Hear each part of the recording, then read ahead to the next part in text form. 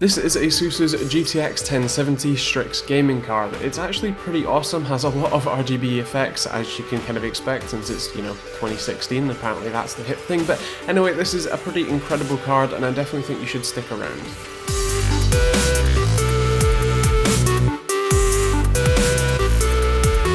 Check out TechteamGB.co.uk for more awesome news, reviews and other stuff, including more information on this product and many more. Stick around for this awesome video. So starting with the back of the box, as you can see, plenty of the new features, including the Asus fan connect that we'll talk about in just a second. But let's talk about the card. Obviously it's a triple fan design with a lot of RGB LED elements around the side, and I actually do quite like the look of it. Obviously you don't see this too much, the side-on view is what you see more, but I still do like it. In terms of specs, we've got 1920 CUDA cores, and in its OC mode, the base clock is 1657 and OC boost clock is 1860, and it has 8GB of GDDR5 non-X running at 8GB per second, which is still quite nice, obviously not as fast as a 1080.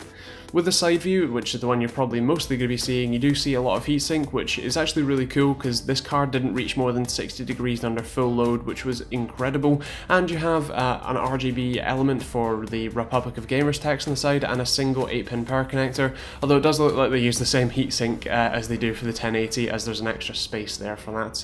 But yeah, on the back you do have a real nice backplate with a full RGB LED ROG logo. There's a lot of 3-letter acronyms there, but anyway, it does look pretty cool, and just to explain these fan headers, basically it's for any fans that would affect the temperature of the GPU, so say one inside the case that blows directly onto the GPU, you can connect that and basically make it so that the card will change the speed of those to cool itself down and stuff like that, which is quite nice. Now the rear I/O is actually updated a lot with HDMI 2.0 and DisplayPort 1.4 HDR, which is cool, and we do have a lot of LED effects which you can use the Aura software. And one thing I do want to mention though is that it also comes with the Asus GPU Tweak 2 software, which is quite nice, similar to MSI Afterburner but obviously for these Asus GPUs, and allows you to overclock it pretty easily, which is quite nice, and obviously you can get a nice bit of headroom depending on how your card's binned. But first of all, I definitely want to mention the performance. This is absolutely insane. Now for the price that we are paying for one of these, you would expect it to be a pretty decent card. And well, let's face it, you're not going to be let down. The majority of these tests were all run at either higher ultra settings, including at 4K. So these 4K numbers you're seeing are on high settings or even ultra settings, unless it's explicitly mentioned. And this is just incredible for me. Obviously, running most games at 1080p myself, you do get the benefit of, if you're running 144Hz displays, this would be perfect for that. But really, this can push 4K, not perfectly to full settings, but it's amazing you can get this much power for this price at this point in time, and these good temperatures too. So with the 970 being such a popular card last generation, in fact possibly the most popular card on the Steam hardware survey, this is obviously going to be a rather interesting one. Now value for money here is actually pretty amazing. This card itself performed really well, and despite my kind of slight anomaly in the Far Cry 4 benchmark, which I think is just due to driver support, this card performs amazingly even at 4K on high settings. And obviously this isn't going to be the next 4K killing card. If you were looking for a full 4K 60 FPS kind of rig, or even higher than that, then something like a 1080 or potentially a future 1080 Ti or Titan 1080 or whatever it's called will probably do you better, but nonetheless this is a pretty fantastic value for money right now. This card itself is actually also really impressive. Obviously the RGB lighting is still quite a nice thing, and aesthetically it fits very well in different cases and scenarios and builds, but the other thing is that temperature wise, this thing, even though this is a pretty hot room, obviously I've got two rather powerful systems and both of them running things occasionally, this card didn't hit more than 60 degrees under full load, and the fans were actually off for the vast majority of the time I was playing games.